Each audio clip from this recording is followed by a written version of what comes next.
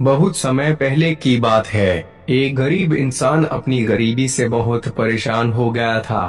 अपनी गरीबी के कारण उसका अपने परिवार का पालन पोषण करना बहुत कठिन हो गया था। एक पत्नी और दो बच्चों के भरण पोषण के बोझ ने उसके मन में उथल पुथल मचा दी थी।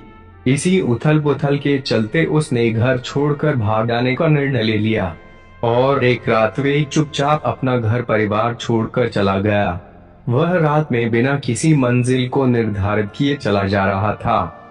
जब वह एक नदी किनारे पहुंचा तो उसने देखा वहां भगवान बुधवार अपने शिष्य के साथ डेरा डाले हुए हैं।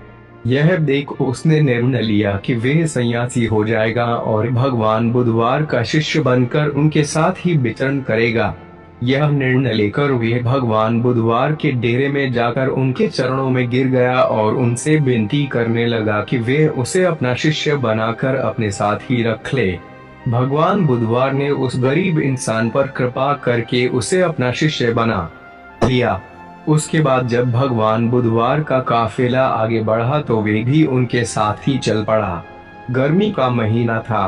भगवान बुधवार का काफिला चलता ही जा रहा था।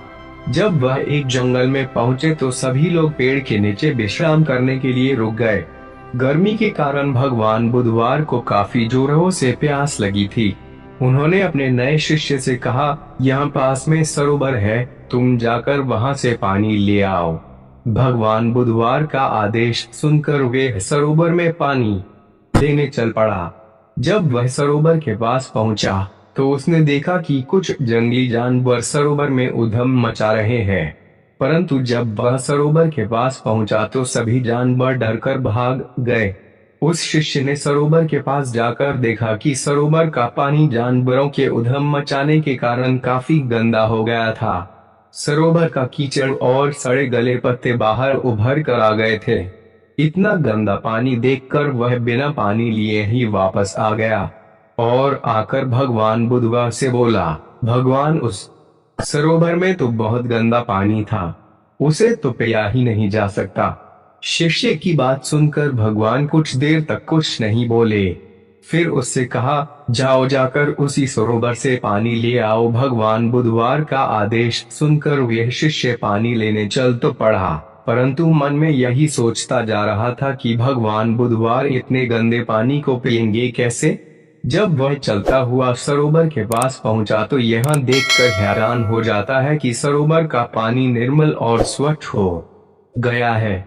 वह पानी लेकर भगवान बुधवार के पास आता है और उनसे यह प्रश्न करता है कि थोड़ी ही देर में सरोवर का पानी इतना साफ कैसे हो गया। तब भगवान बुधवार ने उसे समझाते हुए कहा, जब जानवर पानी में उधम मचा रहे थे तब उसका कीचड़ उभर आया था, परंतु कुछ देर शांत रहने पर कीचड़ वापस नीचे बैठ गया और पानी फिर से निर्मल हो गया। इसी प्रकार हमारे मन की भी स्थिति होती है। जीवन की भागदौड़ और कठिनाइयां हमारे मन में उथल पुथल पैदा कर देती है और तब हम गलत निर्णय लेते हैं। परंतु कोई भी निर्णय लेने से पहले अगर हम अपने मन को शांत रखें और धैर्यपूर्वक बैठकर सोचे तो हमारे मन की वे उथल पुथल भी पानी के कीचड़ की तरह नीचे बैठ जाती है और तब हम जो निर्णय लेते हैं वे हमेशा ही सही होता है।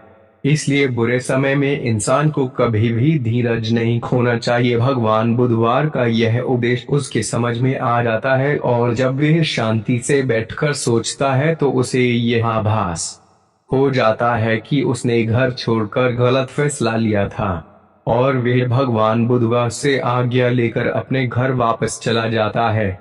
दोस्तों, आपको यह छोटी सी कहानी कैसी लगी कमेंट करके अवश्य बताएं और ऐसी ही कहानियां और पाने के लिए चैनल को सब्सक्राइब करें।